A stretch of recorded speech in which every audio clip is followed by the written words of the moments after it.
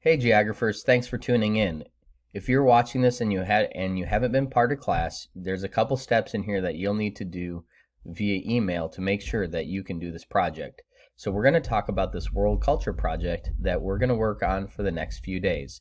This project will help you get information not only for your paper, but you'll present information to other students to help them with their paper at the end of this unit. This project is going to focus on 7 cultural universals. These cultural universals can be found in every culture, which is why you're going to do some research either using your textbook or the internet to find out about a culture and how they have these cultural universals in their culture. So one of these cultural universals is the economy. It might be the type of economy and or the goods and services that they produce. The institutions that are prevalent in the culture, so whether it's families, education, government, what are the actual institutions that are shaping and molding the culture?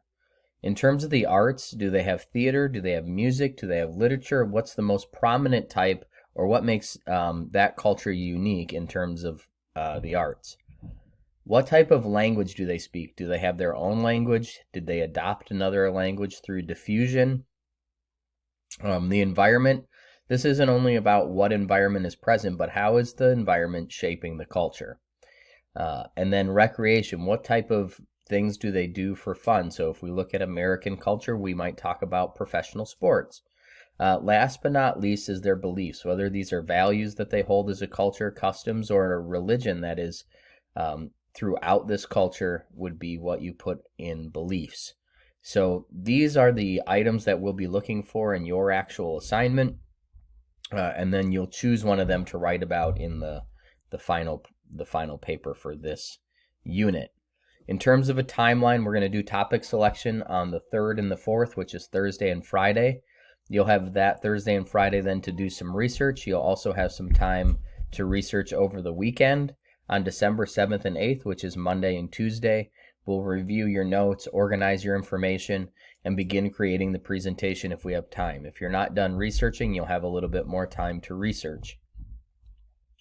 On December 9th through 11th, you'll have time to create that presentation, whether you work on it Wednesday on your own or work on it in class on Thursday and Friday. You'll finish that up and submit it, and then on the 14th and 15th, we'll go through the presentations. While we go through those presentations, you should definitely be taking notes because, as I indicated earlier, there'll be a paper on cultural universals for the rest of the time until we get to winter break. Your presentation will cover a region of the world that you select. If you're watching this video and you were not in class, you need to email me which region of the world you're selecting. I would prefer that you just select the regions that are in your textbook. So if you get past some of the kind of initial areas in the textbook, you can see like chapter 9 as an example is just about Canada. So Canada could be a choice. And then all of these cultural universal information is kind of hanging out in these pages. So you've just got to read through, find them, and make your notes. And so if we look after we get to Canada, you've got Middle and South America. So that's like another choice that you could make. So you can choose one of your regions. There's the Central America and the Caribbean, right? You can make your choices out of the textbook. If you don't have the textbook, you're going to have to choose a region and then provide some internet resources. So just email me which pages out of the textbook you're using and what region you selected. Or if you need to use websites, email me the websites that you found that you're going to use. All of the presentations need to have the 7 cultural universals and include the 10 vocabulary words from our vocabulary sheet. So again, if you are at home, shoot me an email or come to office hours and check in so I know what you're going to do. If you want to know what this assignment should look like when it's done, I've got a sample here of the people of Gnomeville. I don't know if you've seen the garden gnomes before, but those garden gnomes live in Gnomeville. So Gnomeville's located off the east coast of Australia. It's inland about 20 miles. It's near the Pacific Ocean because the gnomes do not leave and no one else goes to Gnomeville, there's no acculturation. So there's one of those vocabulary words underlined, but that talks about the location of Gnomeville. A little bit of the background about Gnomeville. The gnomes got there in the late 1800s. As world travelers, they were looking for a place to rest. The gnomes are also an ethnic group into themselves. They were shipwrecked off the coast of Australia without English settlers or indigenous people interfering with the gnomes. As a result, there's very little diffusion in the gnome culture, and they've made Gnomeville their home since then. So the gnomes have been in Gnomeville for a long time. You mostly see them in gardens as statues, but the actual gnomes, they're in Gnomeville. Their economy, the gnomes enjoy something called a subsistence economy. Basically, they hunt and gather for their own families, and when possible, the families trade goods and services with each other. So, if one person can make clothes and the other family doesn't have clothes and they've got extra berries, they might trade the berries for the clothes. Although there's been very little innovation in their society, so they haven't really advanced much because they're kind of closed off and they're by themselves. It's a traditional economy that has allowed them to live peacefully for centuries, and that they're not really influenced by globalization, again, because they're not really trading with other people, so we don't see that kind of diffusion leading to globalization for the gnomes. In terms of institutions, the gnomes communities are run by council elders. The families sit on a council together, and each family is responsible for enforcing the rules. So it's not like they've got police running around. Really, it's about elders enforcing the rules and you raising your family or your clan to understand the responsibilities. That's how the gnomes operate. You can see their art here. They've got boot slapping as a dance. They've got gardens that they make artistic patterns in. So that's like one of their big cultural traits. You'll see more that they really enjoy gardening. They have a song festival. So that's kind of another big thing that they do. You can see some of the instruments they play, and there's the gnome who's doing some boot slapping.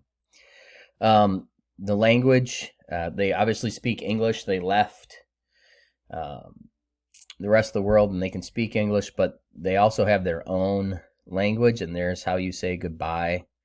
It's Slitswitz is how you say goodbye in the gnomes' language. In terms of the environment, life is a garden and the gnomes dig it. Gnomeville is in a rolling green area with flourishing gardens. It's mostly a marine West Coast climate because of where they are, and it's got great opportunities for them to grow the gardens that they love. As I mentioned earlier, they really love their gardens, so that's important for the gnomes. In terms of recreation, the maypole is at the center of Gnomeville. They can attach all kinds of objects to it. One of the biggest things the kids do is play tetherball. And then they've also got ribbons for dancing as social interaction. So these are just some of the activities that they do around the maypole in Gnomeville. Their beliefs are centered on harmony with the animals. The gnomes are able to communicate with the animals. The gnomes' religion would be considered polytheistic, not monotheistic, just because of their ability to communicate with the animals in general.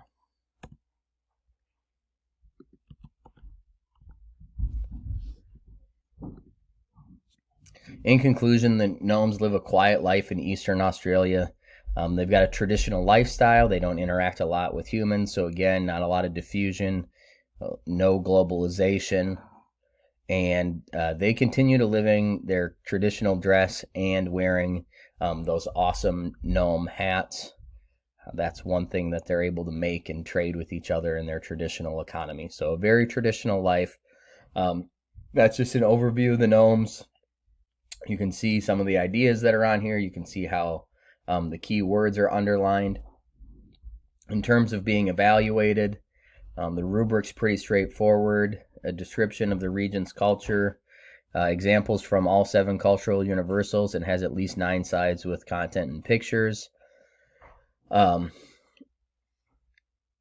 Easy to hear when you present, and obvious that you've rehearsed and you hold the audience's attention. So you're actually going to give this presentation, so make sure that you are able to speak well and know the information. And then there's an evaluation about spelling and grammar. So that's the grade for this project, which is really your formative assessment besides the Nostarima reading and the vocab sheet for culture.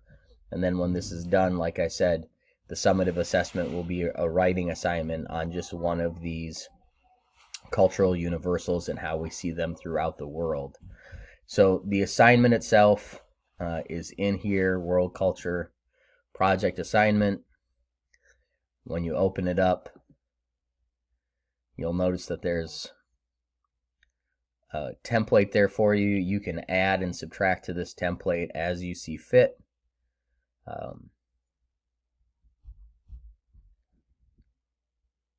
So whatever you need to do, but again, the template is designed for you to be successful. If you've got any questions, don't hesitate to email me. Thanks a lot and have a great day.